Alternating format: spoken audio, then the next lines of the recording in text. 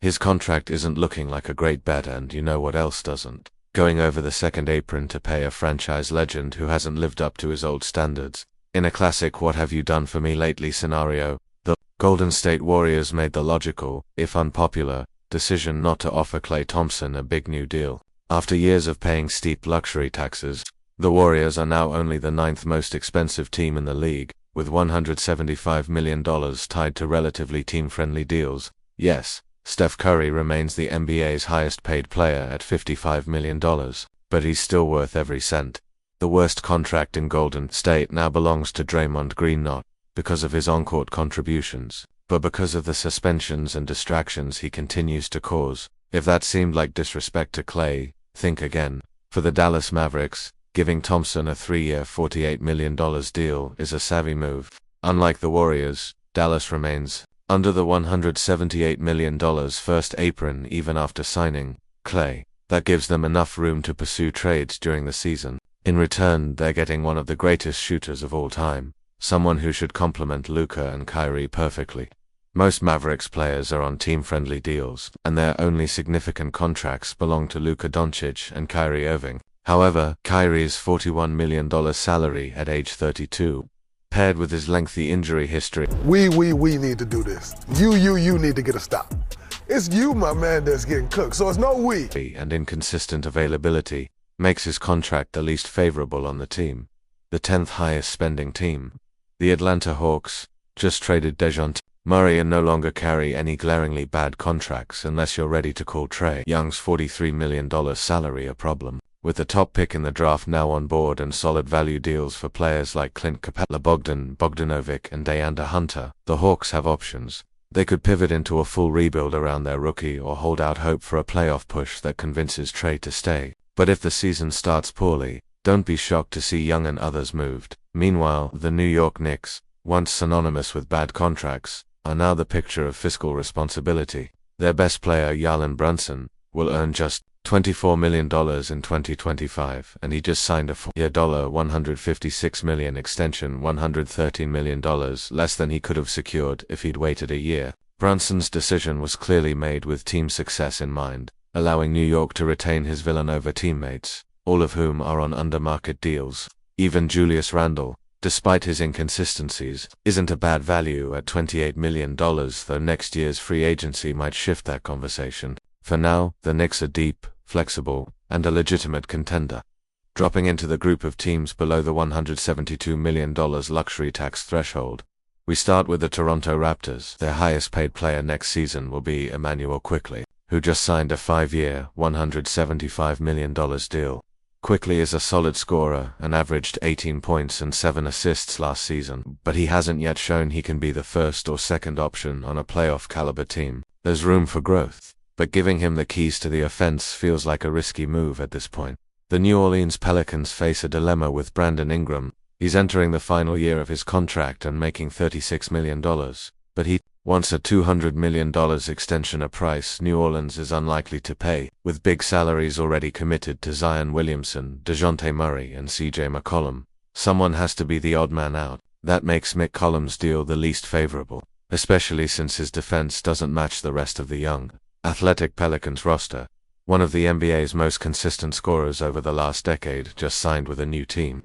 DeRozan will earn $74 million over 3 years with the Sacramento Kings. While that's not a massive sum for someone who's averaged 20-plus points for 11 straight seasons, DeRozan is now 35, and his impact doesn't significantly raise Sacramento's title chances. In that sense, his deal is the weakest link on the Kings' cap sheet.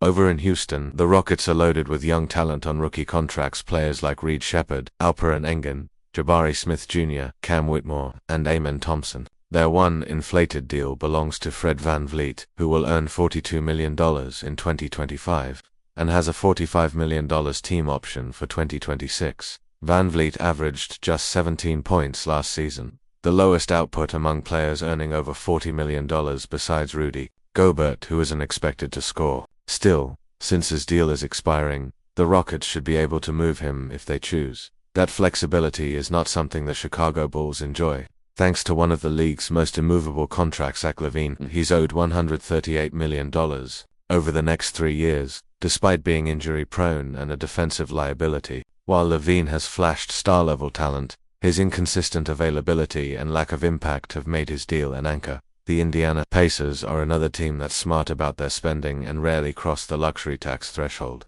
Most of their payroll is tied up in Tyrese Halliburton and Pascal Siakam, both of whom deserve their $40 million plus salaries. Still, Siakam, now 30, is set to make $53 million at age 34. If his game declines due to lost athleticism, that number could look bloated in a few years. And that brings us to the Philadelphia 76ers, who are making a major push by signing Paul George to a 4-year, $212 million deal. With their championship window wide open, taking a swing on George makes sense, but it comes with serious risk. At 34, George will be 38 by the end of his contract, earning $56 million in the final year. Given his injury history, this could quickly turn into one of the more painful contracts in the league.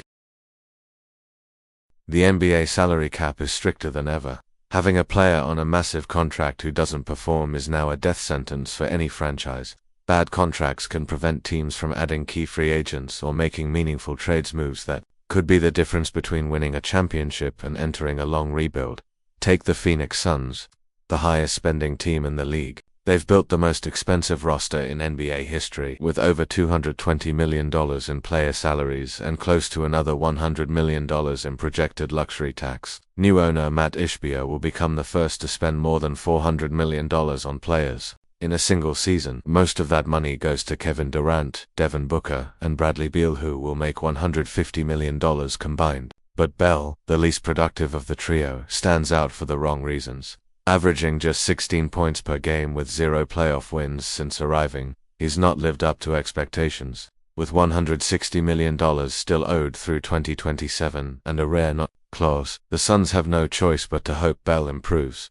The second most expensive team is the one that swept Phoenix out of the playoffs, the Minnesota Timberwolves. Just a year ago, many labeled Rudy Gobert's deal as the worst in the league. But after winning his 4th Defensive Player of the Year award, exactly what Minnesota brought him in for, he's redeemed himself. That leaves Karl-Anthony Towns as the questionable piece. He'll make $49 million in 2025 and is owed another $170 million through 2028. Despite being one of the best shooting big men in league history, he only averaged 19 points per game in the playoffs and was a liability in their loss to Dallas. If he underperforms again next season, expect trade rumors as the Wolves look to stay under the dreaded second apron. Boston, the reigning champions, had the 5th most expensive roster. Jaylen Brown recently signed the biggest contract in NBA history at $285 million until teammate Jason Tatum topped it with a $315 million deal. Both are young stars entering their prime, so those contracts don't hurt much for now. Instead, the risk lies with J.R. Holiday, who's starting a new 4-year $135 million extension. While Holiday was instrumental in the title run, he's 34 and will be 38 when his contract ends.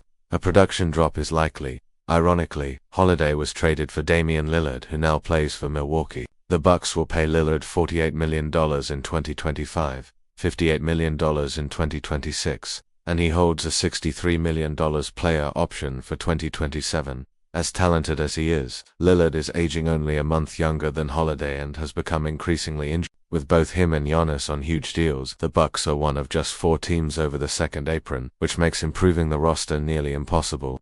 If Lillard can't stay healthy or help them make a deep playoff run, this trade could be remembered as one of the priciest mistakes in franchise history. Those 4 teams are the only ones above the $190 million second apron. The highest spending team below that threshold is the Los Angeles Lakers. While they don't have any truly bad contracts, their money is concentrated in 2 players. LeBron James signed a 2-year $100 million extension, a huge commitment for a 40-year-old, but still justifiable given he remains one of the top 15 players in the league. Then there's Anthony Davis, one of the NBA's best rim protectors, who averages 25 points and 12 rebounds, but with a lengthy injury history and $230 million owed over the next 4 years. Including $66 million at age 35, his contract is a gamble the Lakers hope pays off. The Miami Heat, who lost to the Lakers in the 2020 finals, also face a tough call with their aging superstar. Jimmy Butler will be 35 at the start of the 2024-25 season and is owed $48 million, with a $52 million player option the following year. Injuries have taken a toll in recent seasons, and there are whispers of tension between Butler and the front office. While he's one of the most iconic players in Heat history, leading them to 2 finals appearances, Miami's current roster doesn't seem ready to contend again. The team may decide to trade Butler while he still has value. Denver, the 2023 champions, are starting to feel the financial squeeze. After losing Bruce Brown and Jeff Green in free agency, they've now seen Kentavious Caldwell-Pope walk to, while DeAndre Jordan's mere presence on the payroll is questionable. The worst contract belongs to Michael Porter Jr. On paper, MPJ is a GM's dream, a tall, efficient shooter who can create his own shot. In reality, he's the new Tobias Harris, overpaid 3rd or 4th option, with Jokic and Murray locked up and Aaron Gordon also due for a raise. MPJ's large salary is the biggest barrier to Denver retaining its supporting cast. The LA Clippers are another team forced to make hard decisions due to the new cap rules. Despite Steve Ballmer being the wealthiest owner in NBA history, even he can't ignore the second apron. As a result, the Clippers let Paul George walk for nothing. They've already committed to Kawhi Leonard, who will earn $152 million over the next 3 years, but Leonard's contract looks risky not because he lacks talent, but because he's rarely available. Since joining LA, he's only been healthy for 1 playoff run. With a degenerative knee condition, the odds of him playing full postseason minutes are slim. These contracts highlight the new reality of the NBA. Overspending on aging or underperforming stars can cripple a franchise for years. In this new cap era, financial flexibility is nearly as important as talent.